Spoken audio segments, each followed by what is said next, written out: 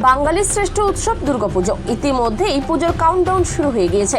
হাতে সময় না থাকায় জোর কদমে পুজোর প্রস্তুতি শুরু করে দিয়েছে পুজো কমিটিগুলি।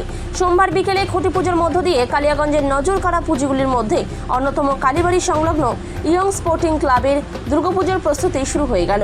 ৫৩তম বছরের তাদের থিম মাটির ঘরে মা, কারণ সময়ের সাথে কংক্রিটের বড় বড় বিল্ডিংয়ের চাপে হারিয়ে বসছে গ্রামাঞ্চলের পরিবেশ।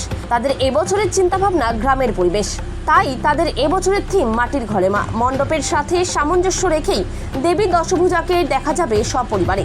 পুজো উদ্যোক্তাদের বিশ্বাস, প্রতি বছর যেভাবে তাদের পুজো মণ্ডপে মানুষের ঢল নামে, এবছর তার চেয়েও বেশি মানুষের ঢল নামবে পুজো মণ্ডপে। দাদা, আপনার নাম, আপনি কি দায়িত্ব আছে? আমি সঞ্জয় সরকার, আমি এই ক্লাবের সাধারণ সম্পাদক। কিভাবে পুজো শুরু করলেন? এই খুঁটি পূজার মাধ্যমে আজকে পূজা শুরু হলো আমাদের। এই বছর আমাদের থিম হচ্ছে মাটির মধ্যে মা।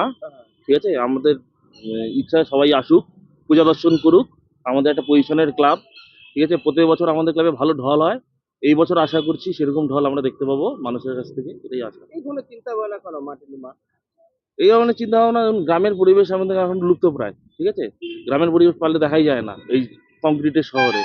তো এই গ্রামের পরিবেশ পরিকল্পনার মাধ্যমে মানুষের সামনে তুলে ধরছি, যাতে সাধারণ ছোট শিশুরাও দেখতে পায় এই গ্রামের পরিবেশের কি বাস্তবতা, কি ইয়ে। আপনাদের কততম বছর আমাদের হচ্ছে ৫৫তম বর্ষ। বা প্রতিমা এবং আলোচনা?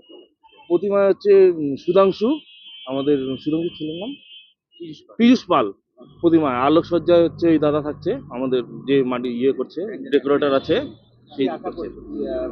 ব্যাপক ভিড় হবে এই বছর। মানুষের যে আকাঙ্ক্ষা, ইচ্ছা, এবার ভালো, আগের বছরের তুলনায় এই বছর ভিড় আশা করি ভালো হবে।